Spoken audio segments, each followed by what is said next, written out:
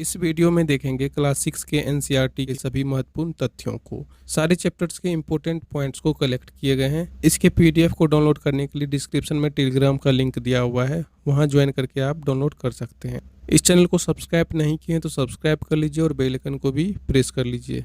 चलिए शुरुआत करते हैं पहले चैप्टर से। अध्याय 1 है क्या, कब, कहाँ और कैसे। सबसे पहला पॉइंट देखते हैं। 8000 वर्ष पूर्व सबसे पहले गेहूं, जौ जैसी फसलों को उपजाना शुरू किया। भेड़, बकरी, गाय, बैल जैसे पशुओं को पालतू बनाना शुरू किया। जहां सबसे पहले चावल उपजाया गया वह स्थान विंध्य के उत्तर में है। जहां चावल सबसे पहले उपजाया गया वह स्थान विंध्य के उत्तर में स्थित है। सहायक नदियां उन्हें कहते हैं जो एक नदी बड़ी नदी में मिल जाती है। उन्हें क्या कहते हैं? सहायक नदियां। गंगा व इसकी सहायक नदियां के किनारे तथा समुद्र तटवर्ती इलाकों में नगरों का विकास लगभग 2500 वर्ष पूर्व हुआ। 25 वर्ष नहीं, या 2500 वर्ष पूर्व हुआ। गंगा की दक्षिण में इन नदियों के आसपास का क्षेत्र प्राचीन काल में मगध के नाम से जाना जाता था। गंगा की दक्षिण में इन नदियों के आसपास का क्षेत्र प्राचीन काल में मगध के नाम से जाना जाता था। हमारे देश का नाम इंडिया शब्द इंडस से निकला है, जिसे संस्कृत में सिंधु कहा जाता है। लगभग 2500 वर्ष पूर्व, यहाँ 25 नहीं 2500 बना लीजिए, 2500 वर्ष पूर्व उत्तर पश्चिम ओर से आने वाले ईरानियों और यूनानियों ने सिंधु को हिंदोस अथवा इंदोस कहा। इस नदी के पूर्व में स्थित भूमि के प्रदेश को इंडिया कहा। भरत नाम का प्रयोग उत्तर पश्चिम में रहने वालों के एक समूह के लिए किया जाता था, जिसका उल्लेख ऋग्वेद में भी मिलता है। बाद में इसका प्रयोग देश के नाम के तौर पे होने लगा। भारत नाम इसी भरत से बना है। हाथ से लिखे जाने वाले पुस्तक को पांडुलिपि कहा जाता है। यह पांडुलिपि प्रायः तारपत्रों अथवा हिमालय क्षेत्र में होने वाले भूर्ज नामक पेड़ की छाल से विशेष तरीके से तैयार भोजपत्र पर मिलती है।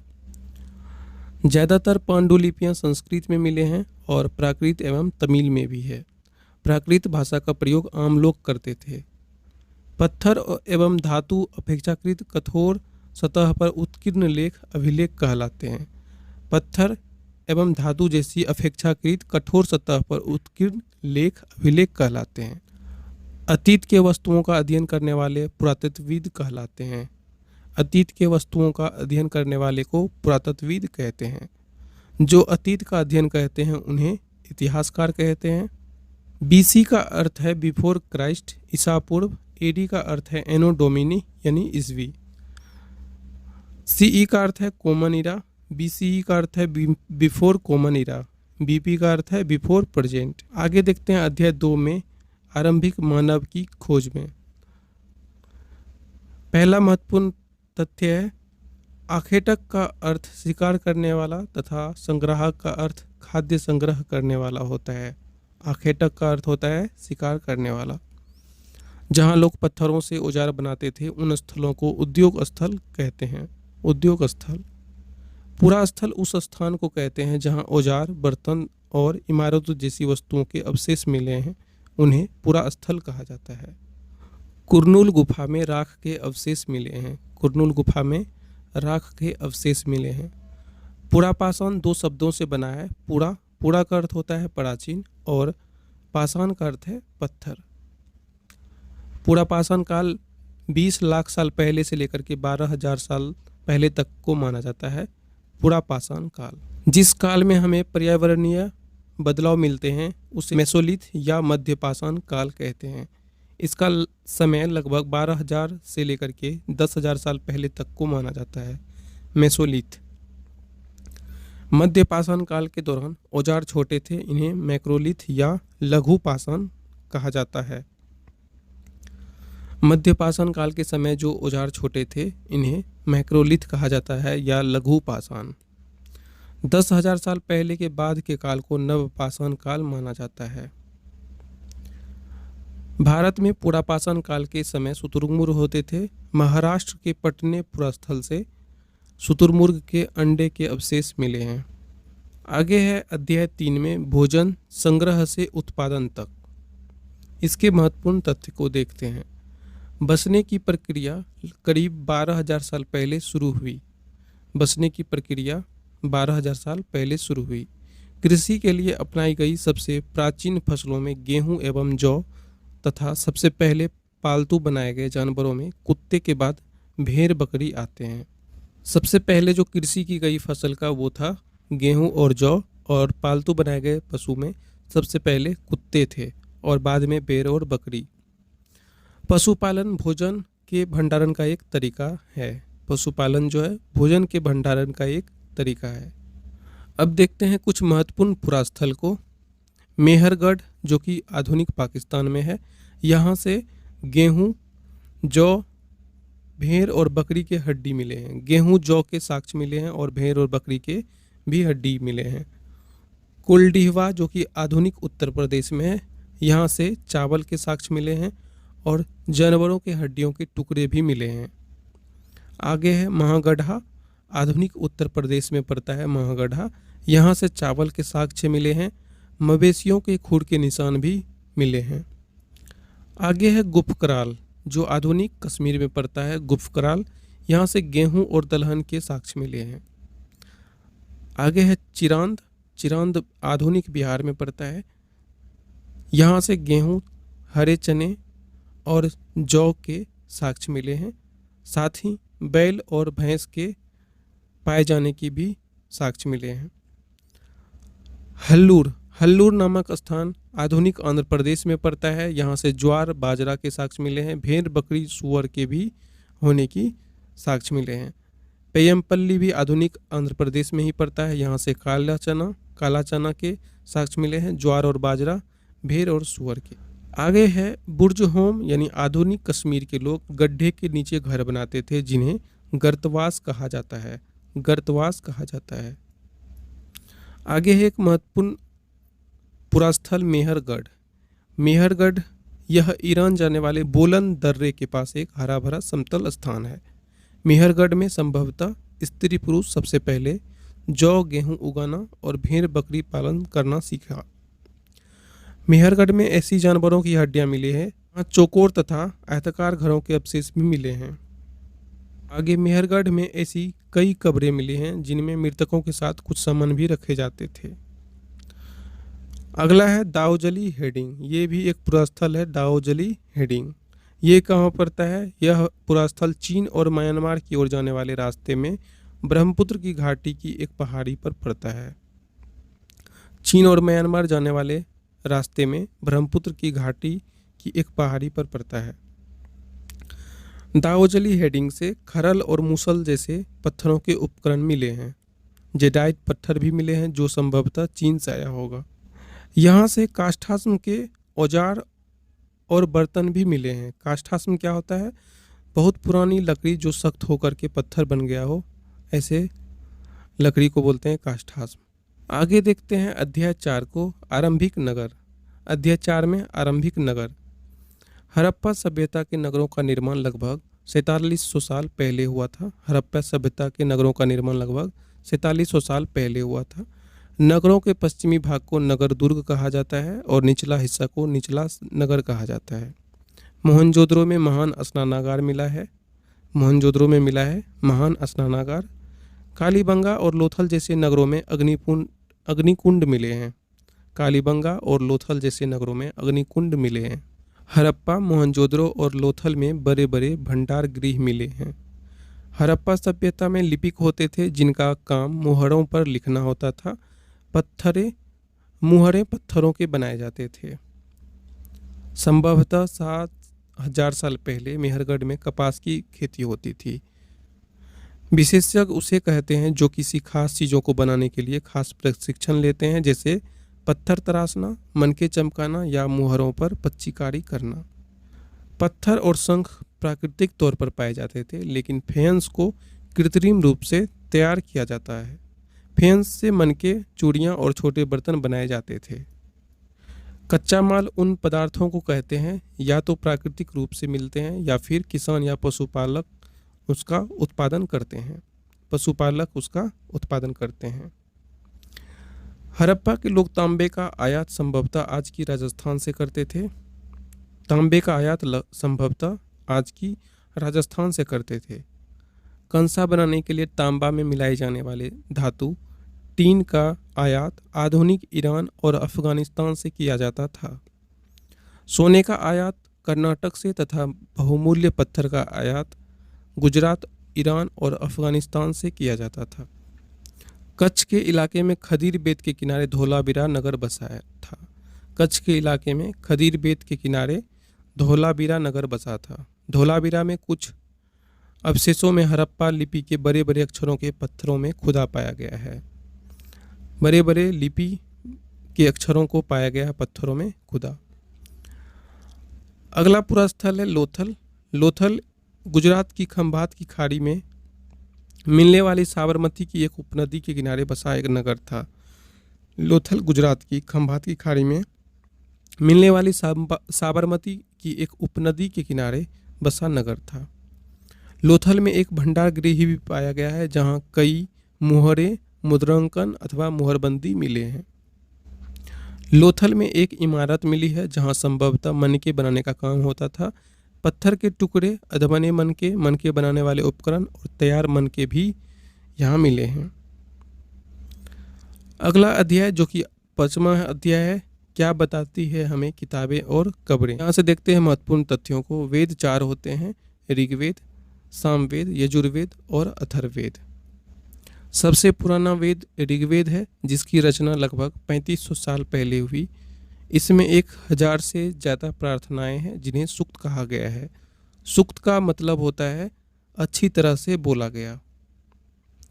इसमें 3 देवता हैं, महत्वपूर्ण हैं, अग्नि, इंद्र और सोम। अग्नि, इंद्र और सोम।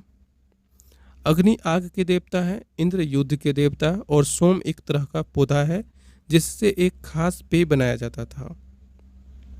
ऋग्वेद की भाषा पाक संस्कृत या वैदिक संस्कृत है। अभी जो संस्कृत हम लोग पढ़ाई करते हैं इससे ये अलग था। ऋग्वेद का श्रवण और उच्चारण किया गया था। ऋग्वेद के सूक्त वार्तालाप के रूप में है। जनता या पूरे समुदाय के लिए जन तथा विश अर्थात वैश्य 2 शब्दों का इस्तेमाल होता था। जिन लोगों ने सूक्तों की रचना की वे कभी खुद को आर्य कहते थे तथा अपने विरोधियों को दास या दस्यु कहते थे।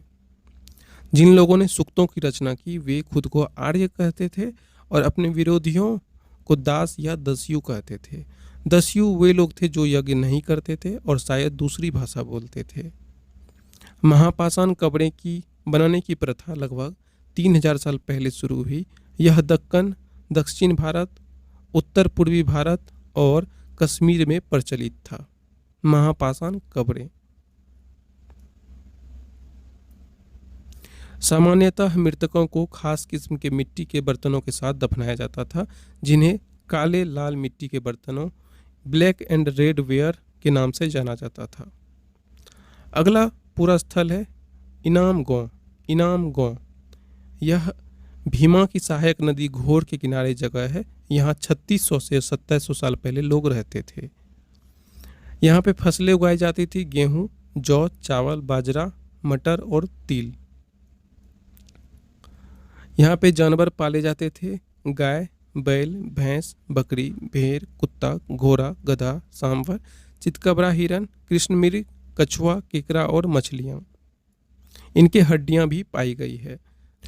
फलें यहाँ पे बेर, आंवला, जामुन और खजूर इकट्ठा किए जाते थे और कुछ रसदार फल भी। अध्याय 6 में देखते हैं राज्य, राजा और एक प्राचीन गणराज्य। पुरोहितों ने लोगों को 4 वर्गों में विभाजित किया जिसे वर्ण कहते हैं, ब्राह्मण, क्षत्रिय, वैश्य और शूद्र। ब्राह्मण का काम वेदों का अध्ययन, अध्यापन और यज्ञ करना था। क्षत्रिय का काम युद्ध करना और लोगों की रक्षा करना था। वैश्य में कृषक और व्यापारी आते थे। शूद्र का काम तीनों का सेवा करना था। अगला पॉइंट है फसल पर लगाए गए कर उपज का 1/6वां हिस्सा था जिसे भाग कहा जाता था। छठे भाग को भाग कहा जाता था। मगध की राजधानी राजगृह थी, बाद में पाटलिपुत्र को राजधानी बनाई गई। वज्जी की राजधानी वैशाली थी जहाँ की शासन व्यवस्था को गण या संघ कहते हैं। लगभग 2500 वर्ष पहले एथेंस के लोगों ने एक शासन व्यवस्था की स्थापना की जिसे प्रजातंत्र या गणतंत्र कहते हैं। आगे देखते हैं अध्याय 7 को, नए प्रश्न नए विचार। बौद्ध धर्म के संस्थापक गौतम बुद्ध थे, जिनका बचपन का नाम सिद्धार्थ था। उनका जन्म 2500 वर्ष पूर्व हुआ। वे क्षत्रिय थे तथा शाक्य गण के थे। उन्हें बोध गया बिहार में पीपल के नीचे ज्ञान प्राप्त हुआ। उन्होंने सारनाथ में अपना पहला उपदेश दिए। उनकी मृत्यु कुशीनारा में हुई। बुद्ध ने अपनी शिक्षा सामान्य लोगों को प्राकृत भाषा में दी। उपनिषद का शाब्दिक अर्थ होता है गुरु के समीप बैठना। उपनिषद का शाब्दिक अर्थ होता है गुरु के समीप बैठना। पाणिनि ने संस्कृत भाषा के व्याकरण की रचना की। पाणिनि ने संस्कृत भाषा के व्याकरण की रचना की। जैन धर्म के संस्थापक वर्धमान महावीर थे। वे वज्जी के लिच्छवी कुल के एक क्षत्रिय राजकुमार थे। वे वज्जी के लिच्छवी कुल के एक क्षत्रिय राजकुमार थे। 30 वर्ष की आयु में उन्होंने घर छोड़ दिया और जंगल में रहने लगे। उन्होंने अपनी शिक्षा प्राकृत भाषा में दी। वर्तमान रूप में उपलब्ध जैन धर्म की शिक्षाएं लगभग 1500 वर्ष पूर्व गुजरात के वल्लली नामक स्थान पर लिखी गई थी। संघ में रहने वाले बौद्ध भिक्षु के लिए बनाए गए नियम विनय पिटक नामक ग्रंथ में मिलते हैं। संघ में रहने वाले बौद्ध भिक्षु के लिए बनाए गए नियम विनय पिटक नामक ग्रंथ में मिलते हैं। बौद्ध एवं जैन भिक्षुओं के शरण स्थल को विहार के नाम से जाना जाता है। अध्याय 8 में देखते हैं अशोक एक अनोखा राजा जिसने युद्ध का त्याग किया। अर्थशास्त्र नामक पुस्तक के रचयिता चाणक्य हैं। अशोक के पिता का नाम बिंदुसार तथा दादा का नाम चंद्रगुप्त मौर्य था।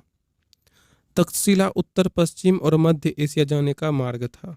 उज्जैन जो है उत्तरी भारत से दक्षिणी भारत जाने वाले रास्ते में पड़ता था। अर्थशास्त्र के अनुसार उत्तर पश्चिम कंबल के लिए और दक्षिण भारत सोने और कीमती पत्थरों के लिए प्रसिद्ध था। नजराना अनियमित रूप से लिए जाते थे, जो पदार्थ स्वेच्छा से दिए जाते थे। नजराना में स्वेच्छा से लिए गए पदार्थ होते थे कर के रूप में। मेगास्थनीज चंद्रगुप्त के दरबार में पश्चिमी एशिया के यूनानी राजा सेल्यूकस निकेटर का राजदूत था। अशोक ऐसे शासक थे जिन्होंने अभिलेख द्वारा जनता तक अपने संदेश पहुंचाने की कोशिश की। अशोक के ज़्यादातर अभिलेख प्राकृत भाषा और ब्राह्मी लिपि में है। अशोक के ज़्यादातर अभिलेख जो है प्राकृत भाषा और ब्राह्मी लिपि में है। कलिंग तटवर्ती ओडिशा का प्राचीन नाम है। चीन की दीवार का निर्माण लगभग 2000 वर्षों तक चला। यह 6400 किलोमीटर लंबी है। अगला है अध्याय 9 खुशहाल गांव समृद्ध शहर। महापाषाण कब्रों में लोहे के औजार और हथियार बड़ी संख्या में मिले हैं। दक्षिणी तथा उत्तरी हिस्सों में अधिकांश गांवों में कम से कम 3 तरह के लोग रहते थे। तमिल क्षेत्र में बड़े भूस्वामियों को वेल्लला, साधारण हलवाहों को उनवार और भूमिहीन मजदूर को दास को कडेसियार या अदिमई कहा जाता था। देश के उत्तरी हिस्से में गांव का प्रधान व्यक्ति ग्राम भोजक कहलाता था। ग्राम भोजक के अलावा अन्य स्वतंत्र कृषक गृहपति कहलाते थे। ऐसे सभी स्त्री पुरुष जिसके पास अपनी जमीन नहीं होती थी कर्मकार कहलाते थे। कर्मकार कहलाते थे। तमिल की प्राचीनतम रचनाओं को संगम साहित्य कहते हैं। तमिल की प्राचीनतम रचनाओं को संगम साहित्य कहते हैं। सबसे पुराने आहत सिक्के थे जो करीब 500 साल चले। मथुरा बेहतरीन मूर्तियां बनाने का केंद्र था। मथुरा जो था बेहतरीन मूर्तियां बनाने का केंद्र था। शिल्पकार तथा व्यापारी अपने अपने संघ बनाने लगे थे जिन्हें श्रेणी कहते थे। अरिकामेडु एक पत्तन था। अगले अध्याय के तथ्य को देखते हैं। अध्याय 10 है व्यापारी, राजा और तीर्थयात्री। दक्षिण भारत सोना, मसाले, खासतौर पर काली मिर्च तथा कीमती पत्थरों के लिए प्रसिद्ध था। काली मिर्च को काले सोने के नाम से जाना जाता है। संगम कविताओं में मुबेंदार की चर्चा मिलती है। मुबेंदार एक तमिल शब्द है जिसका अर्थ 3 मुखिया होता है। इसका प्रयोग 3 शासक वंशों के लिए किया गया है जो है चोल, चेर और पांडे। चोल, चेर और पांडे। चोलों का पतन पुहार या कावेरीपट्टनम था। पांड्यों की राजधानी मदुरै थी। पांड्यों की राजधानी मदुरै थी। सातवाहन वंश का सबसे प्रमुख राजा गौतमी पुत्र श्री सातकर्णी था। सातवाहन वंश का सबसे प्रमुख राजा गौतमीपुत्र श्री सातकर्णी था। रेशम बनाने की तकनीक का आविष्कार सबसे पहले चीन में करीब 7000 साल पहले हुआ था। चीन से व्यापार करने के लिए आने जाने रास्ते को रेशम मार्ग या सिल्क रूट कहा जाता था। सिल्क रूट पर नियंत्रण रखने वाले शासकों में सबसे प्रसिद्ध शासक कुषाण थे। पेशावर और मथुरा इनके दो मुख्य शक्तिशाली केंद्र थे। तक्षशिला भी इनकी ही राज्य का एक हिस्सा था। सबसे पहले सोने के सिक्के जारी करने वाला भी कुषाण थे। कुषाणों का सबसे प्रसिद्ध राजा कनिष्क था। बुद्ध की जीवनी बुद्ध चरित्र की रचना कर कवि अश्वघोष थे जो कनिष्क के दरबार में रहते थे। बुद्ध की जीवनी बुद्ध चरित्र की रचना की कवि अश्वघोष कनिष्क के दरबार में रहते थे। बोधिसत्व उन्हें कहते हैं जो ज्ञान प्राप्ति के बाद एकांतवास करते हुए ध्यान साधना कर सकते थे, बोधिसत्व कहलाते थे। करीब 1600 साल पहले भारत की यात्रा पर चीनी बौद्ध यात्री फासियन काफी प्रसिद्ध है। उसके बाद स्वान, बाद में इत्सिंग आया। भक्ति मार्ग की चर्चा हिंदुओं के पवित्र ग्रंथ भगवत गीता में की गई है जो महाभारत का एक भाग है। भक्ति भज शब्द से बना है। भक्ति भज शब्द से बना है जिसका अर्थ होता है विभाजित करना या हिस्सेदारी होता है। देखते हैं अगले अध्याय को। अध्याय 11 है नए साम्राज्य और राज्य। समुद्रगुप्त के दरबारी कवि हरिसेन थे। समुद्रगुप्त के दरबारी कवि हरिसेन थे। प्रशस्ति एक प्रकार का अभिलेख है जिसका अर्थ होता है प्रशंसा। कवि कालिदास तथा खगोल शास्त्री आर्यभट्ट समुद्रगुप्त के दरबार में थे। कवि कालिदास और खगोल शास्त्री आर्यभट्ट समुद्रगुप्त के दरबार में थे। हर्षवर्धन के दरबारी कवि बाणभट्ट थे जिसने उनकी जीवनी हर्षचरित लिखी। हर्षचरित किसने लिखी? बाणभट्ट। चीनी यात्री स्वान हर्षवर्धन के समय भारत आया। हर्ष अपने बड़े भाई मृत्यु के बाद थानेसर के राजा बने। पल्लवों की राजधानी कांचीपुरम थी। पल्लवों की राजधानी कांचीपुरम थी और चालुक्यों की राजधानी थी ऐहोल। चालुक्यों की राजधानी थी ऐहोल। पुलकेशिन द्वितीय सबसे प्रसिद्ध चालुक्य राजा थे। उनके बारे में उनके दरबारी कवि रविकीर्ति द्वारा रचित प्रशस्ति से पता चलता है। आगे देखते हैं उनके दरबारी कवि हरिसेन के पद। और भी पद मिले थे इनको। महादंडनायक का पद था जिसका अर्थ होता है मुख्य न्याय अधिकारी। कुमार अमात्य एक महत्वपूर्ण मंत्री। संधि विग्रहिका या युद्ध और शांति मंत्री, ये सभी पद मिले हुए थे हरिसेन को। नगर श्रेष्ठी या मुख्य बैंकर, शहर का व्यापारी, सार्थवा यानी व्यापारी के काफिले का नेता, प्रथम कुलीक अर्थात शिल्पकार तथा कायस्थों यानी लिपिक के प्रधान, ये सब पद होते थे। सेनानायक को सामंत कहा जाता था। सेनानायक को सामंत कहा जाता था। ब्राह्मण भूस्वामियों का संगठन को सभा कहते हैं। ब्राह्मण भूस्वामियों को संगठन को सभा कहते हैं। नगरम व्यापारियों के संगठन का नाम था। नगरम व्यापारियों के संगठन का नाम था। कालिदास सबसे प्राचीन नाटक अभिज्ञान शकुंतलम, दुष्यंत नामक राजा और शकुंतला नाम की एक युवती का प्रेम कहानी है। आगे देखते हैं अध्याय 12 में जो कि अंतिम अध्याय है, इमारतें, चित्र तथा किताबें। मेहरौली दिल्ली में कुतुब मीनार के पास खड़ा लौह स्तंभ की लंबाई 7.2 मीटर है। वजन 3 टन है इसका। इस पर खुदा अभिलेख पर चंद्र नाम का एक शासन का जिक्र है। लगभग 1500 वर्षों के बाद भी इस पर जंग नहीं लगा। स्तूप का शाब्दिक अर्थ होता है टीला। स्तूप का शाब्दिक अर्थ होता है टीला। स्तूपों के चारों ओर परिक्रमा के लिए वृत्ताकार पथ होता था जिसे दक्षिणा पथ कहते हैं। इस रास्ते को रेलिंग से घेर दिया जाता था जिसे वेदिक कहते हैं। मंदिरों का सबसे महत्वपूर्ण भाग गर्भगृह होता था जहां मुख्य देवी देवता की मूर्ति को रखा जाता था। अधिकतर मंदिर में मंडप नाम की एक जगह होती थी। यह एक सभागार होता था जहां लोग इकट्ठा होते थे। करीब 1800 साल पहले एक प्रसिद्ध तमिल महाकाव्य शिलप्पाधिकारम की रचना इलांगो कवि ने की। इसमें कोवलन नाम की एक व्यापारी का कहानी है। तमिल महाकाव्य मणि मेखलाई की रचना सतनार ने की। मणि मेखलाई की रचना सतनार ने की। पुराण का शाब्दिक अर्थ होता है प्राचीन। पुराणों तथा महाभारत दोनों को ही व्यास नाम के ऋषि ने संकलित किया। पुराणों तथा महाभारत दोनों को ही व्यास नाम की ऋषि ने संकलित किया। खगोल शास्त्री आर्यभट्ट ने संस्कृत में आर्यभट्टियम नामक पुस्तक लिखा। आर्यभट्टियम नामक पुस्तक लिखा गया आर्यभट्ट के द्वारा। आर्यभट्ट ने ही दुनिया को शून्य दिया, शून्य का आविष्कार किया। कागज का आविष्कार सर्वप्रथम चीन में हुआ। दोस्तों, ये था क्लास 6 के एनसीईआरटी के इम्पोर्टेंट पॉइंट्स। इसके पीडीएफ को डाउनलोड करने के लिए डिस्क्रिप्शन में टेलीग्राम का लिंक दिया हुआ है, ज्वाइन करके डाउनलोड कर लें। क्लास 6 के एनसीईआरटी में ज्योग्राफी के सारे चैप्टर्स के वन लाइनर क्वेश्चंस को, अध्याय 1 से लेकर के अंतिम अध्याय तक के सभी महत्वपूर्ण तथ्यों को इस वीडियो में हम लोग कवर करेंगे। इस चैनल को सब्सक्राइब नहीं किए हैं तो सब्सक्राइब कर लीजिए और बेल आइकन को प्रेस कर लीजिए। चलिए देखते हैं। अध्याय 1 में है सौरमंडल में पृथ्वी। पूर्ण चंद्रमा, फुल मून, पूर्णिमा की रात दिखाई देती है। नए चंद्रमा, न्यू मून, अमावस्या की रात दिखाई देती है। पूर्ण चंद्रमा पूर्णिमा की रात दिखाई देती है और नए चंद्रमा अमावस्या की रात दिखाई देती है। सूर्य, चंद्रमा तथा वे सभी वस्तुएं जो रात के समय आसमान में चमकती है खगोलीय पिंड कहलाती है। तारा एक खगोलीय पिंड है जो गैसों से बने होते हैं। इसकी अपनी ऊष्मा और ऊर्जा होता है।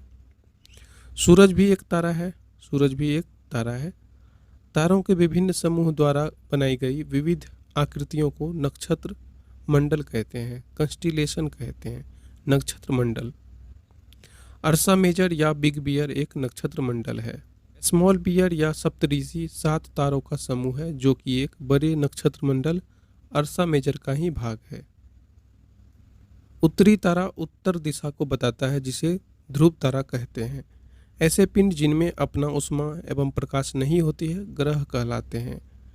प्लैनेट ग्रीक भाषा के प्लैनेटाई से बना है।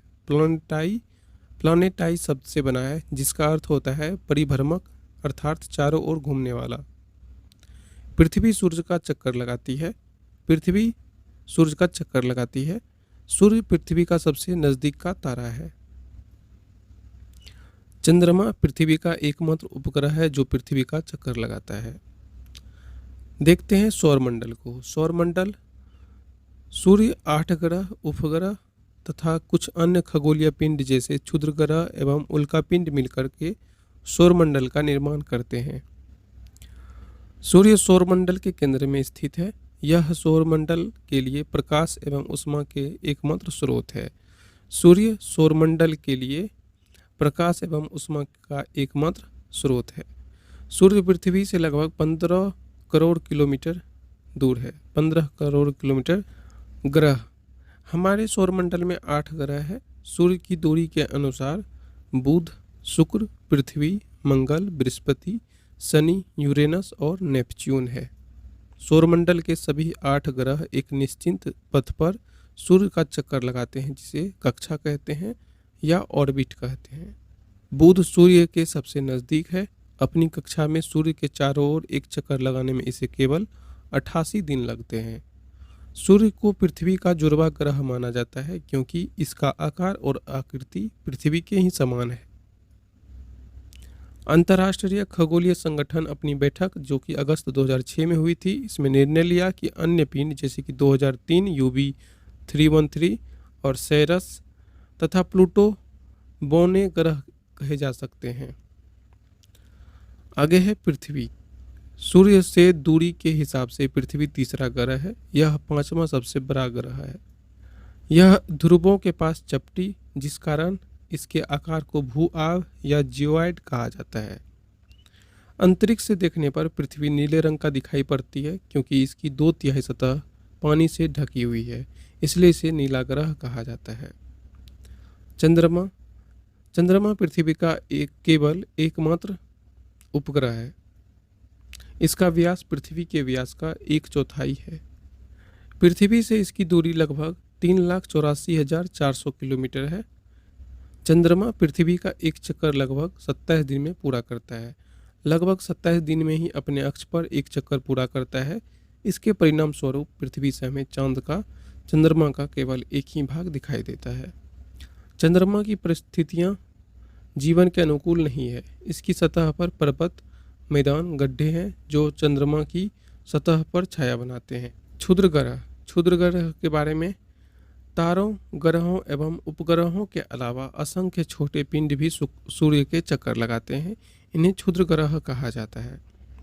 ये मंगल एवं बृहस्पति की कक्षाओं के बीच पाए जाते हैं। क्षुद्र ग्रह बहुत पहले ग्रहों के ही भाग होते थे। उल्कापिंड, सूर्य चारों ओर चक्कर लगाने वाले पत्थरों के छोटे छोटे टुकड़े को उल्कापिंड कहते हैं। आकाशगंगा यह करोड़ों तारों, बादलों तथा गैसों की एक प्रणाली है। हमारा सौरमंडल भी इसी आकाशगंगा यानी मिल्की वे का ही भाग है। आकाशगंगाएं मिलकर के ब्रह्मांड का निर्माण करती है। उपग्रह क्या है? यह एक खगोलीय पिंड है जो ग्रहों के चारों ओर उसी प्रकार चक्कर लगाते हैं जिस प्रकार ग्रह सूर्य के चारों ओर लगाते हैं। मानव निर्मित उपग्रह क्या है? यह एक कृत्रिम उपग्रह है। कुछ कृत्रिम भारतीय उपग्रह के नाम है जैसे कि इनसेट, IRS, एडुसेट। अगले अध्याय को देखते हैं। अध्याय 2, ग्लोब, अक्षांश और देशांतर। एक काल्पनिक रेखा जो ग्लोब को 2 बराबर भागों में बांटती है उसे विषुवत वृत्त कहा जाता है। उत्तरी आधे भाग को उत्तरी गोलार्ध और दक्षिणी आधे भाग को दक्षिणी गोलार्ध कहते हैं। आगे है अक्षांश। विषुवत वृत्त से ध्रुवों तक स्थित सभी समानांतर वृत्तों को अक्षांश रेखाएं कहते हैं।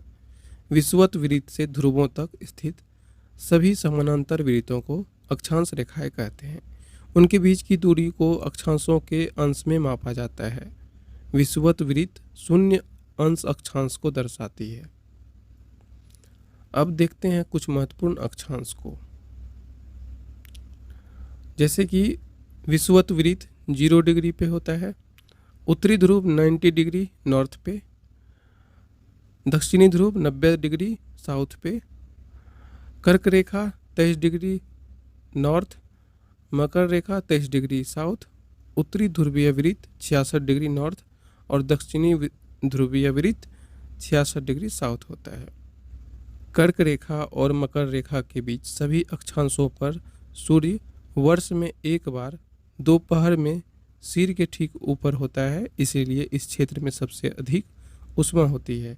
इसे उष्ण कटिबंध कहा जाता है। उत्तरी गोलार्ध में कर्क रेखा और उत्तर ध्रुव वृत्त तथा दक्षिणी गोलार्ध में मकर रेखा एवं दक्षिणी ध्रुव वृत्त के बीच वाले क्षेत्र, इसका तापमान मध्यम रहता है, इसीलिए इन्हें शीतोष्ण कटिबंध कहा जाता है। उत्तरी गोलार्ध में उत्तरी ध्रुव वृत्त एवं उत्तरी ध्रुव तथा दक्षिणी गोलार्ध में दक्षिणी ध्रुव वृत्त एवं दक्षिणी ध्रुव के बीच क्षेत्र, इस बीच में ठंड बहुत होती है, इसलिए यह शीत कटिबंध कहलाते हैं। आगे है देशांतर। दक्षिणी ध्रुव तथा उत्तरी ध्रुव को जोड़ने वाली रेखा देशांतर रेखा कहलाती है। उनके बीच की दूरी को देशांतर के अंश में मापा जाता है। देशांतर रेखाओं के बीच ध्रुवों पर सबसे कम दूरी होती है तथा विषुवत रेखा पर सबसे अधिक दूरी होती है। प्रमुख यामोत्तर ग्रीनविच में स्थित है जहां ब्रिटिश राजकीय वेधशाला है। इसका मान 0 डिग्री देशांतर होता है। देशांतर और समय। ग्रीनविच पर स्थित प्रमुख याम्योत्तर पर सूर्य जिस समय आकाश का सबसे ऊंचे बिंदु पर होगा उस समय याम्योत्तर पर स्थित सभी स्थानों पर दोपहर होगा। चूंकि पृथ्वी पश्चिम से पूर्व की चक्कर लगाती है, अतः वह स्थान जो ग्रीनविच के पूर्व में है उनका समय ग्रीनविच से आगे होगा और पश्चिम में जो है उनका समय पीछे होगा। पृथ्वी 24 घंटे में अपने अक्ष पर 360 डिग्री घूमती है, अर्थात 1 घंटे में वो 15 डिग्री घूमेगी और 1 डिग्री 4 मिनट में घूमेगी, यानी 4 मिनट में 1 डिग्री। भारत में 82 डिग्री पूर्व को पूरे देश के लिए मानक याम्योत्तर माना गया है। इसे भारतीय समय मानक के नाम से जाना जाता है। भारत ग्रीनविच के पूर्व 82 डिग्री 30 मिनट पूर्व में स्थित है तथा यहाँ का समय ग्रीनविच समय से 5 घंटा 30 मिनट आगे है। रूस में 11 मानक समयों को माना गया है। अध्याय 3, पृथ्वी की गतियाँ। अध्याय 3 में देखते हैं पृथ्वी की गतियाँ। पृथ्वी की गति दो प्रकार की होती है, घूर्णन रोटेशन, परिक्रमण रिवॉल्यूशन। पृथ्वी का अपने अक्ष पर घूमना घूर्णन कहलाता है। सूरज के चारों ओर एक स्थित कक्ष में पृथ्वी की गति को परिक्रमण कहते हैं। पृथ्वी का एक काल्पनिक रेखा है जो कक्ष के द्वारा बनाया जाता है, उसे कक्षीय समतल कहा जाता है। ग्लोब पर वह वृत्त जो दिन तथा रात को विभाजित करता है उसे प्रदीप्ति वृत्त कहते हैं। पृथ्वी अपने अक्ष पर एक चक्कर पूरा करने में 24 घंटे का समय लेती है। घूर्णन के समय काल को पृथ्वी दिन कहा जाता है। पृथ्वी एक वर्ष या 365 दिन 6 घंटे में सूरज का एक चक्कर लगाती है। ऐसा वर्ष जिसमें 366 दिन होते हैं उसे लीप वर्ष कहा जाता है। सामान्यतः एक वर्ष को गर्मी, सर्दी, वसंत और शरद ऋतु में बांटा जाता है।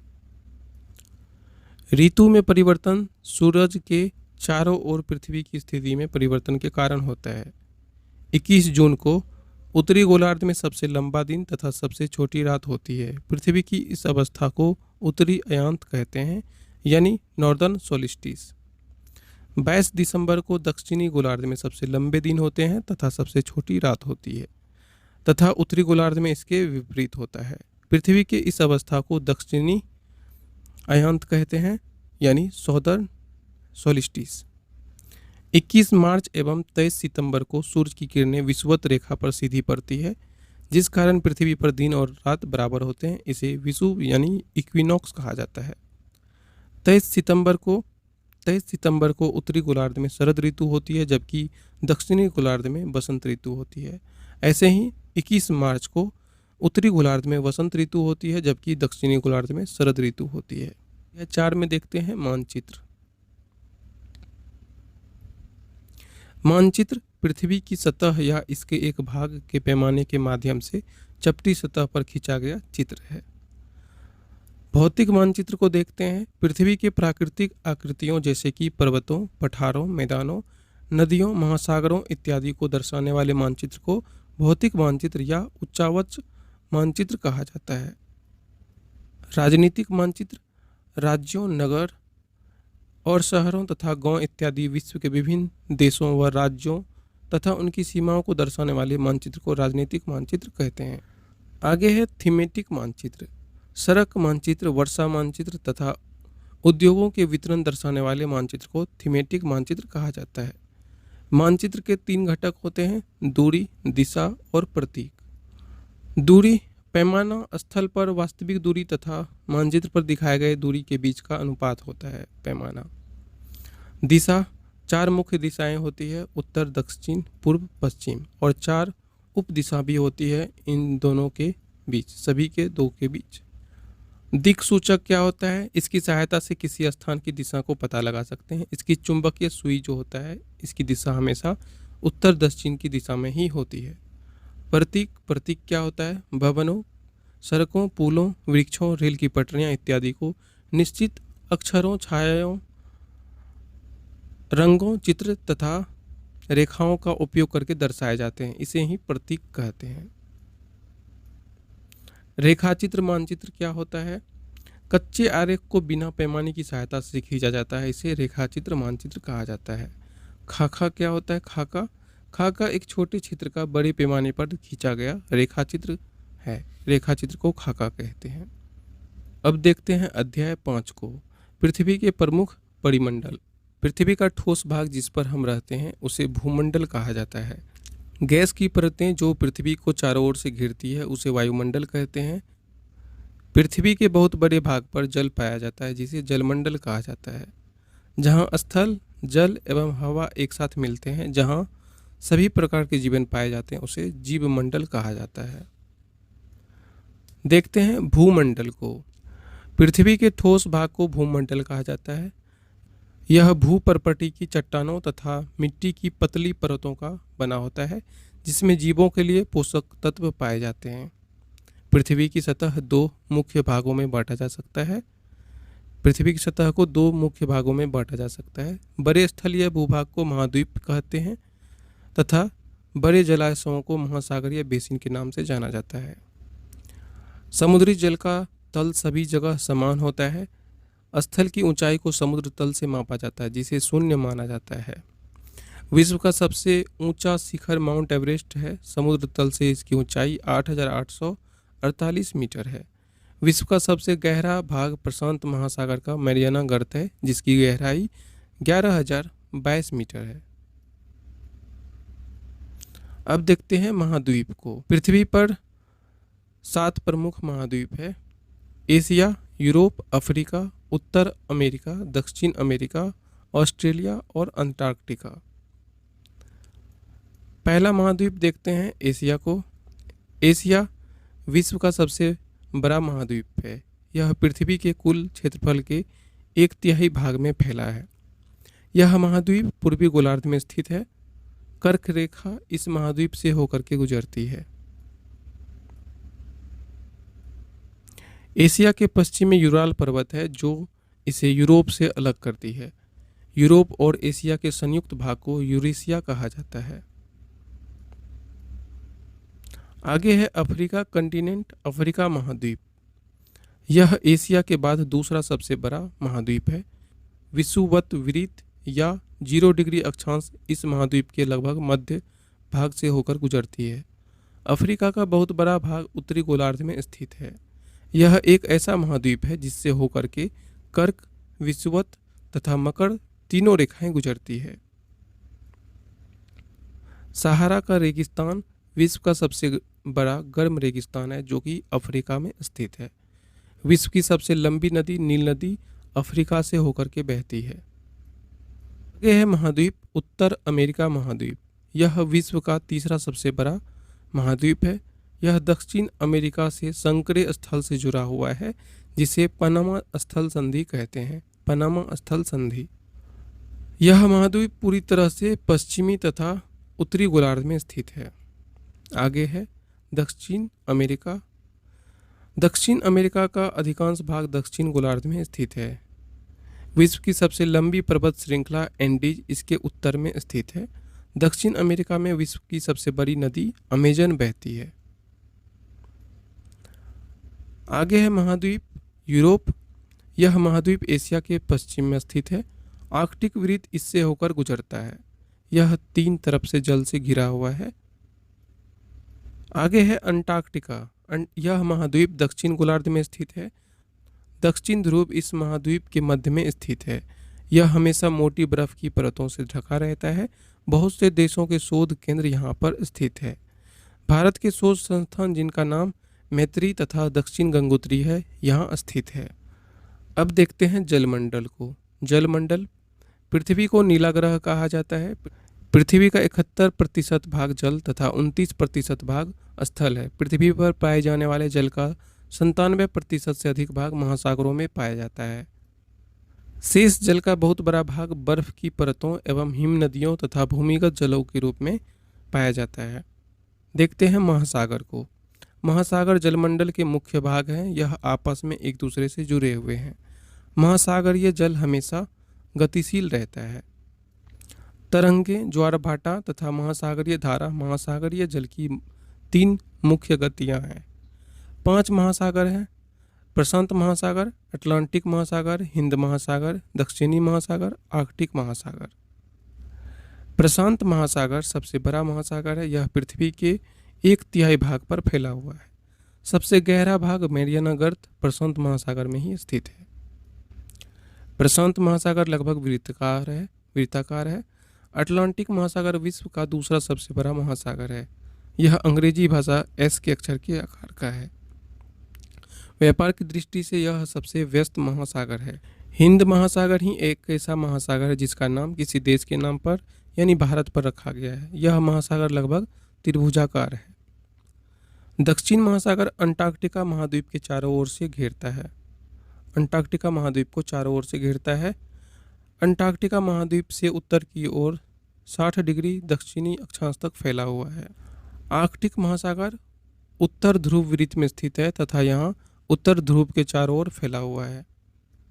आर्कटिक महासागर प्रशांत महासागर से छिछले जल वाले एक संकरे भाग से जुड़ा हुआ है, जिसे बेरिंग जल संधि कहते हैं। अब देखते हैं वायुमंडल को। हमारी पृथ्वी चारों ओर से गैस की एक परत से घिरी हुई है, जिसे वायुमंडल कहते हैं। वायुमंडल 1600 किलोमीटर तक फैला हुआ है। वायुमंडल को उसके घटकों, तापमान तथा अन्य के आधार पर 5 परतों में बांटा जाता है। क्षोभ मंडल ट्रोपोस्फेयर, समताप मंडल स्ट्रेटोस्फेयर, मध्य मंडल मेसोस्फेयर, आयन मंडल आयोनोस्फेयर, बहिर्मंडल एक्सोस्फेयर। वायुमंडल में नाइट्रोजन 78%, ऑक्सीजन 21% तथा दूसरी गैसें जैसे कार्बन डाइऑक्साइड, आर्गन इत्यादि की मात्रा 1% है। ऑक्सीजन सांस लेने के लिए आवश्यक है। नाइट्रोजन प्राणियों की वृद्धि के लिए आवश्यक है। कार्बन डाइऑक्साइड पृथ्वी के द्वारा छोड़ी गई ऊष्मा को अवशोषित करती है, जिससे पृथ्वी गर्म रहती है। यह पौधों की वृद्धि के लिए भी आवश्यक है। ऊंचाई के साथ वायुमंडल के घनत्व में भी भिन्नता आती है। यह घनत्व समुद्र तल पर सबसे अधिक होता है तथा ऊंचाई बढ़ने के साथ यह तेजी से बढ़ता है। जैसे जैसे ऊपर की ओर जाते हैं तापमान भी घटता है। वायुमंडल पृथ्वी पर दबाव डालता है, जिसे वायुमंडलीय दाब कहा जाता है। यह एक स्थान से दूसरे स्थान पर अलग अलग होता है। वायु उच्च दाब से निम्न दाब की ओर बहती है। गतिशील वायु को पवन कहा जाता है। अब देखते हैं जीव मंडल को। जीव मंडल स्थल, जल तथा हवा के बीच का एक सीमित भाग है। यह वह भाग है जहाँ जीवन मौजूद है। मनुष्य सहित सभी प्राणी जीवित रहने के लिए एक दूसरे से तथा जीव मंडल से जुड़े हुए हैं। जीव मंडल के प्राणियों को मुख्यतः 2 भागों में जंतु जगत एवं पादप जगत में विभक्त किया जा सकता है। उद्योगों, तापीय विद्युत संयंत्रों, गाड़ियों का उत्सर्जन पदार्थ वायु को प्रदूषित करता है। कार्बन डाइऑक्साइड वायु का एक महत्वपूर्ण घटक है, लेकिन कार्बन डाइऑक्साइड की मात्रा में वृद्धि के कारण पृथ्वी के तापमान में वृद्धि हो रही है। इसे भूमंडलीय तापन कहते हैं। भूमंडलीय तापन कहते हैं। अब देखते हैं अध्याय 6 में पृथ्वी के प्रमुख स्थल स्वरूप को। पृथ्वी की सतह के टूट कर गिर जाने को अपरदन कहते हैं तथा निक्षेपण की प्रक्रिया द्वारा फिर से निर्माण होता है। पर्वत को देखते हैं। पर्वत पृथ्वी की सतह की प्राकृतिक ऊंचाई है। कुछ पर्वतों पर हमेशा जमी रहने वाली बर्फ की नदियां होती हैं, उन्हें हिमानी कहा जाता है। पर्वत एक रेखा क्रम में व्यवस्थित हो सकते हैं, जिसे श्रृंखला कहा जाता है। बहुत से पर्वतीय तंत्र समानांतर श्रृंखलाओं के क्रम में होते हैं, जो सैकड़ों किलोमीटर में फैले हैं, जैसे एशिया के हिमालय, यूरोप के आल्प्स, दक्षिण अमेरिका के एंडीज पर्वत श्रृंखला। पर्वत 3 प्रकार के होते हैं: वलित पर्वत, भ्रंशोत्थ पर्वत और ज्वालामुखी पर्वत। हिमालय तथा अल्पस वलित पर्वत हैं। भारत की अरावली श्रृंखला विश्व की सबसे पुरानी पर्वत श्रृंखला है। बहुत बड़ा भाग टूट जाता है तथा ऊर्ध्वाधर रूप से विस्थापित हो जाता है, तब भ्रंशोत्थ पर्वतों का निर्माण होता है। ऊपर उठे हुए खंड को उत्खंड तथा नीचे धंसे हुए खंडों को द्रोणिका भ्रंश कहा जाता है। यूरोप की घाटी तथा वोसजेस पर्वत इसके उदाहरण हैं। ज्वालामुखी पर्वत ज्वालामुखी क्रियाओं के कारण बनते हैं। अफ्रीका का माउंट किलिमंजारो तथा जापान का फ्यूजियामा इसके उदाहरण हैं। पैराग्लाइडिंग, हैंगग्लाइडिंग, रिवर राफ्टिंग तथा स्कीइंग पर्वतों के प्रचलित खेल हैं। पठार उठी हुई एवं सपाट भूमि होती है। भारत में दक्कन का पठार पुराने पठारों में से एक है। तिब्बत का पठार विश्व का सबसे ऊंचा पठार है, जिसकी ऊंचाई माध्य समुद्र तल से 4000 से 6000 मीटर तक है। अफ्रीका का पठार सोना एवं हीरे की खदान के लिए प्रसिद्ध है। भारत में छोटा नागपुर के पठार में लोहा, कोयला तथा मैंगनीज के बहुत बड़े भंडार पाए जाते हैं। छोटा नागपुर पठार पर स्वर्ण रेखा नदी पर हुंडरू जलप्रपात है तथा कर्नाटक में जोग जलप्रपात स्थित है। लावा पठार में काली मिट्टी की प्रचुरता होती है, जो उपजाऊ होती है एवं खेती के लिए भी काफ़ी अच्छी होती है। आगे है मैदान। मैदान समतल भूमि के बहुत बड़े भाग होते हैं। सामान्यतः मैदान बहुत अधिक उपजाऊ होते हैं। यहाँ परिवहन के साधनों का निर्माण करना आसान होता है, इसीलिए इधर मैदानों में सबसे अधिक जनसंख्या होते हैं। एशिया में स्थित गंगा ब्रह्मपुत्र का मैदान तथा चीन में यांगसी नदी का मैदान बहुत ही जनसंख्या वाला मैदान है। अगला अध्याय देखते हैं, अध्याय 7 को। हमारा देश भारत। भारत के उत्तर में हिमालय, पश्चिम में अरब सागर, पूर्व में बंगाल की खाड़ी तथा दक्षिण में हिंद महासागर है। भारत का क्षेत्रफल 32.8 लाख किलोमीटर है। उत्तर में कश्मीर से लेकर दक्षिण में कन्याकुमारी तक इसका विस्तार लगभग 3200 किलोमीटर है तथा पूर्व में अरुणाचल प्रदेश से लेकर कच्छ गुजरात इसका विस्तार 2900 किलोमीटर है। स्थिति को देखते हैं। भारत उत्तरी गोलार्ध में स्थित है। कर्क रेखा देश के लगभग मध्य से होकर के गुजरती है। दक्षिण से उत्तर की ओर भारत के मुख्य भूमि का विस्तार 8 डिग्री 4 मिनट तथा 37 डिग्री 6 मिनट अक्षांशों के बीच है। पश्चिम से लेकर पूर्व तक भारत का विस्तार 68 डिग्री 7 मिनट तथा 97 डिग्री 25 मिनट देशांतरों के बीच है। क्षेत्रफल की दृष्टि से सबसे बड़ा राज्य राजस्थान तथा सबसे छोटा राज्य गोवा है। भौतिक विभाजन। हिमालय का अर्थ होता है बर्फ का घर। हिमालय पर्वत को मुख्य 3 समानांतर श्रृंखलाओं में बांटा गया है। सबसे उत्तर में स्थित श्रृंखला को बृहत हिमालय या हिमाद्री कहते हैं। मध्य हिमालय हिमाचल हिमाद्री के दक्षिण में स्थित है। शिवालिक सबसे दक्षिण में स्थित श्रृंखला है। हिमालय के दक्षिण में भारत का उत्तरी मैदान स्थित है। यह मैदान सिंधु, गंगा, ब्रह्मपुत्र तथा इनकी सहायक नदियों के द्वारा लाया गया जलोढ़ निक्षेपों से बने हैं। भारत के पश्चिमी भाग में भारतीय मरुस्थल स्थित है। उत्तरी मैदान के दक्षिण में प्राद्वीपीय पठार स्थित है। इसकी आकृति त्रिभुजाकार है। विंध्य एवं सतपुरा श्रृंखला से होकर नर्मदा एवं तापी नदियां बहती है। यह पश्चिम में बहने वाली नदियां हैं जो अरब सागर में गिरती है। प्राद्वीपीय पठार के पश्चिम में पश्चिमी घाट या सह्याद्री है तथा पूर्व में पूर्वी घाट स्थित है। महानदी गोदावरी, कृष्णा तथा कावेरी बंगाल की खाड़ी में गिरती है। यह नदियां अपने मुहाने पर उपजाऊ डेल्टा का निर्माण करती है। बंगाल की खाड़ी में गंगा एवं ब्रह्मपुत्र नदियों के मुहाने पर सुंदरवन डेल्टा स्थित है जो विश्व का सबसे बड़ा डेल्टा है। भारत में 2 द्वीप समूह है। लक्षद्वीप द्वीप समूह अरब सागर में स्थित है। यह केरल से कुछ दूर पर स्थित परवाल द्वीप है।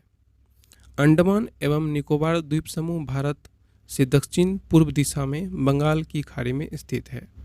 अब देखते हैं अध्याय 8 को। अंतिम अध्याय है भारत, जलवायु, वनस्पति तथा वन्य प्राणी। मौसम वायुमंडल में दिन प्रतिदिन होने वाला परिवर्तन है।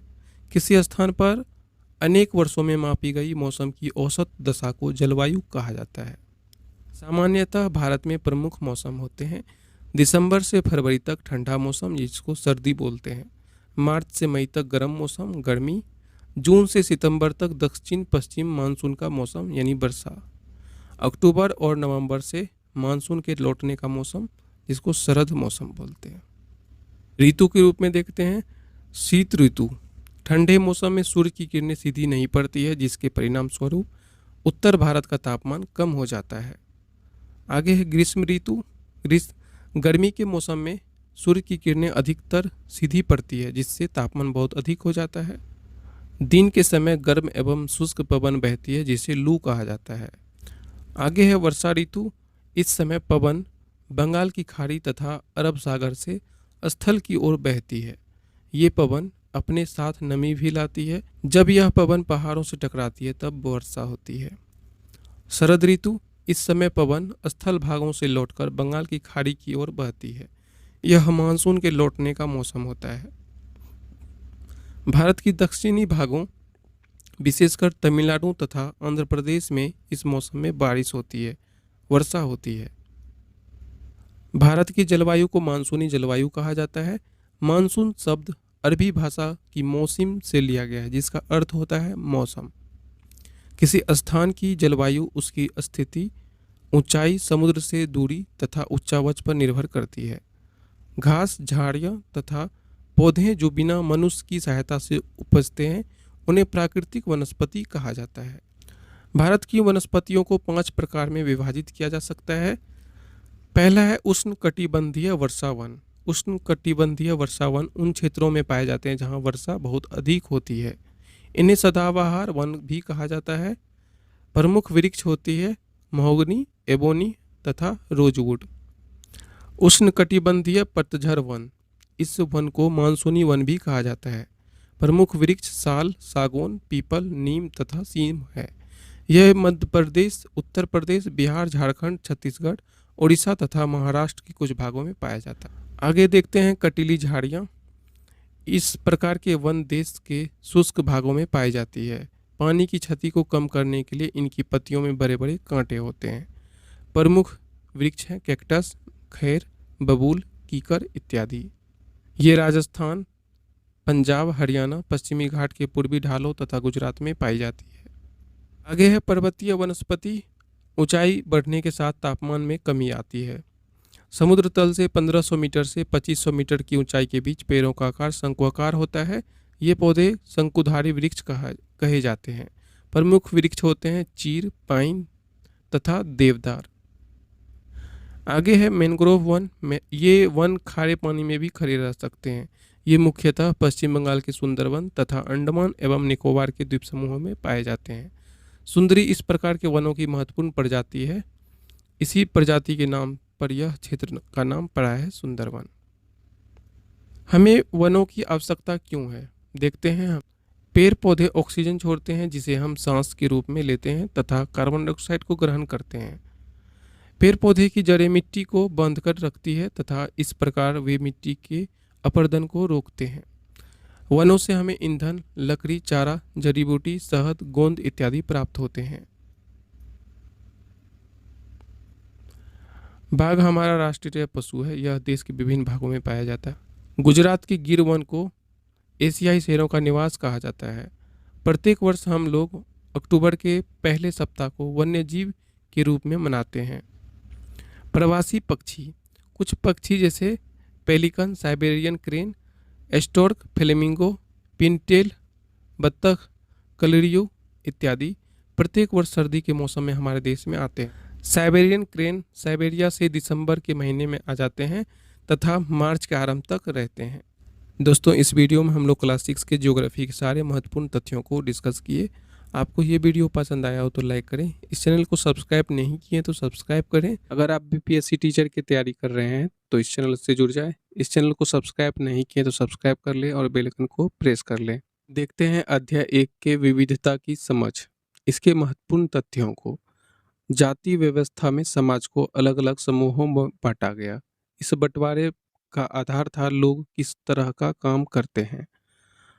भारत विविधताओं का देश है। देखते हैं लद्दाख को। लद्दाख जम्मू और कश्मीर की पूर्व में पहाड़ियों पर बसा एक रेगिस्तानी इलाका है। लद्दाख यहाँ पर बहुत कम बारिश होती है।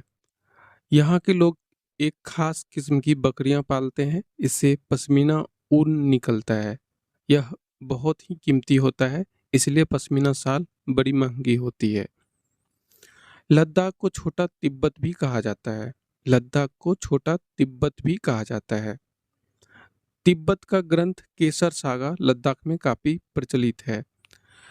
तिब्बत का ग्रंथ है केसर सागा, लद्दाख में ये काफी प्रचलित है। अब देखते हैं केरल को। केरल भारत के पश्चिमी दक्षिणी कोने में बसा एक राज्य है। दक्षिणी पश्चिमी कोने में बसा एक राज्य है। यह एक तरफ से समुद्र से घिरा हुआ है और दूसरी तरफ से पहाड़ियों से। एक तरफ से समुद्र से और दूसरी तरफ से पहाड़ियों से। केरल के पहाड़ियों पर कई प्रकार के मसाले जैसे जैसे काली मिर्च, लौंग, इलायची उगाए जाते हैं। सबसे पहले अरबी एवं यहूदी व्यापार करने केरल आए थे। पुर्तगाली वास्को डिगामा समुद्र के रास्ते भारत आए। मछली पकड़ने के प्रयोग किए जाने वाले जाल को चीना वाला कहते हैं। तलने के लिए जो बर्तन का इस्तेमाल करते हैं उसे चीना पट्टी कहते हैं। चीना पट्टी। जवाहरलाल नेहरू ने अपनी पुस्तक भारत की खोज में लिखा कि भारतीय एकता कोई बाहर से थोपी हुई चीज नहीं है, बल्कि यह बहुत ही गहरी है।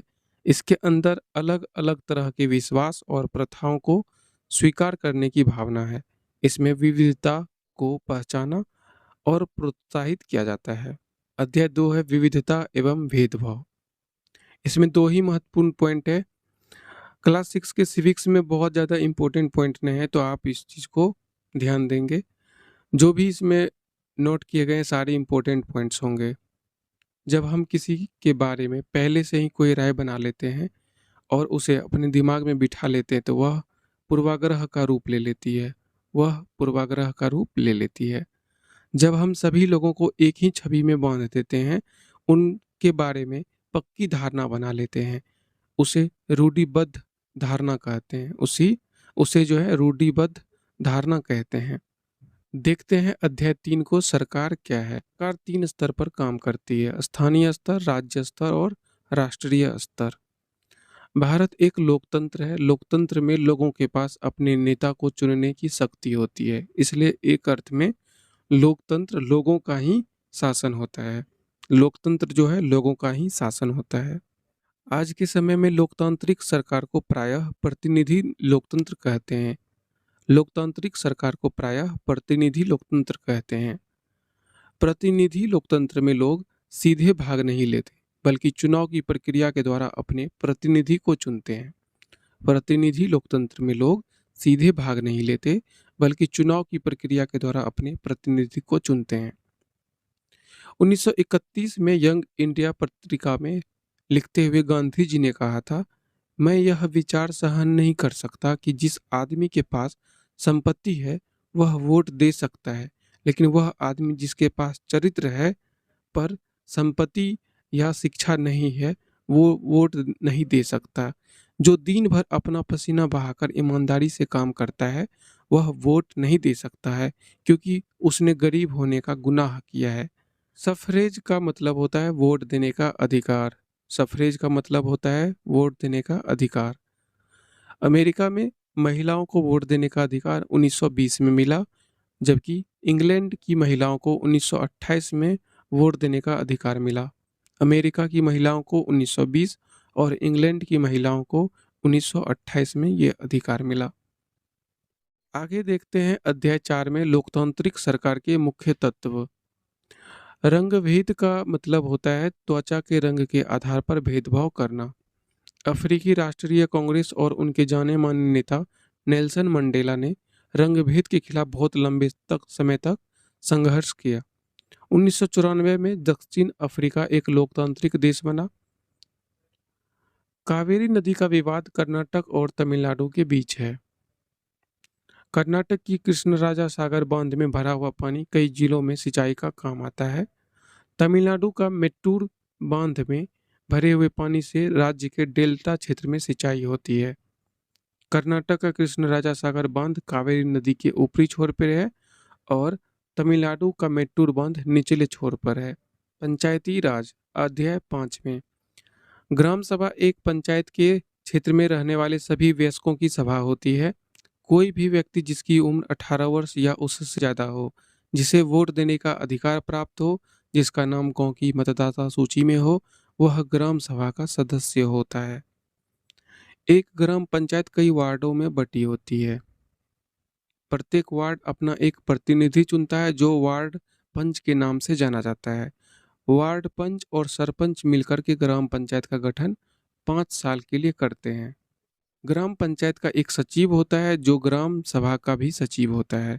ग्राम पंचायत का एक सचिव होता है जो ग्राम सभा का भी सचिव होता है। सचिव का चुनाव नहीं होता है, उसकी सरकार द्वारा नियुक्ति की जाती है।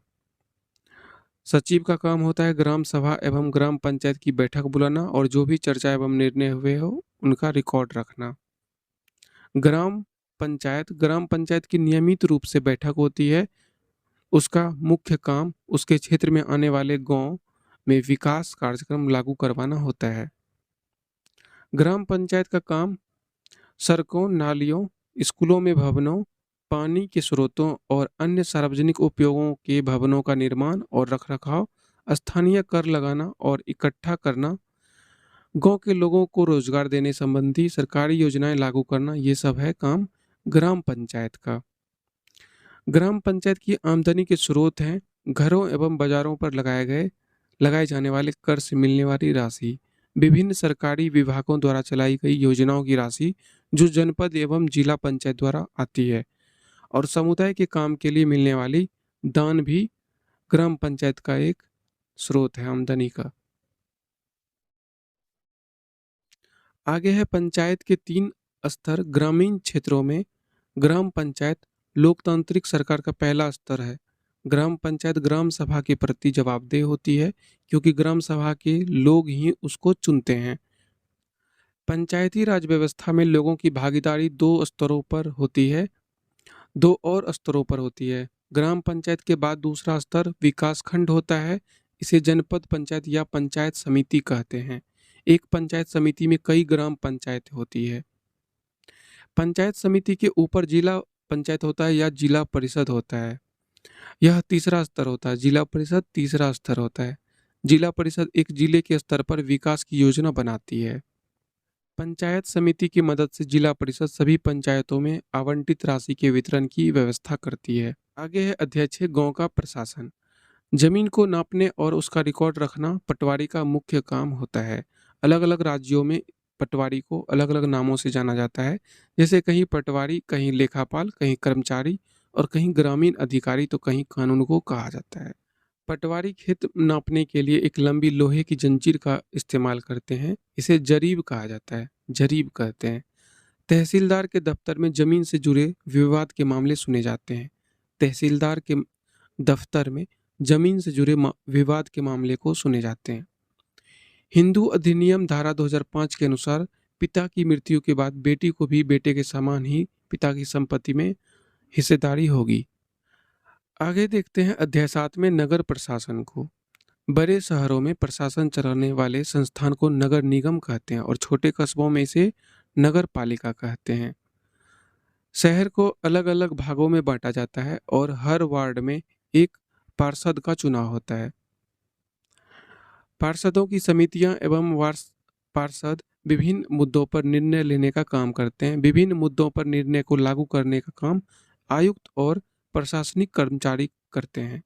पार्षद और समितियां जो है विभिन्न मुद्दों पर निर्णय लेने का काम करते हैं और उसको लागू करने का काम करते हैं आयुक्त यानी कमीशन और प्रशासनिक कर्मचारी।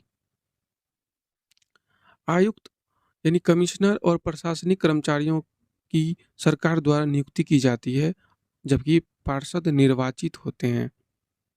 नगर निगम की राशि का बड़ा भाग लोगों के द्वारा दिए गए कर यानी टैक्स से आता है। 1994 में सूरत शहर में भयंकर प्लेग फैला था। आगे है अध्याय 8, ग्रामीण क्षेत्र में आजीविका। ग्रामीण क्षेत्र में आजीविका। कलपट्टू कलपट्टू तमिलनाडु में समुद्र तट के पास एक गांव है। यह पहाड़ों से घिरा गांव है। ज़्यादातर परिवार खेती के द्वारा अपनी आजीविका कमाते हैं। हमारे देश के ग्रामीण परिवारों में करीब 40% खेतीहर मजदूर हैं। नागालैंड की सीढ़ीनुमा खेती। यह एक गांव है जिसका नाम चिजामी है। यह नागालैंड के फेक जिले में है, चिजामी गांव। इस गांव में रहने वाले लोग चखेसांग समुदाय के हैं। यह चावल की खेती के लिए सबसे अच्छा है, यानी नागालैंड की सीढ़ीनुमा खेती चावल की खेती के लिए सबसे अच्छा है।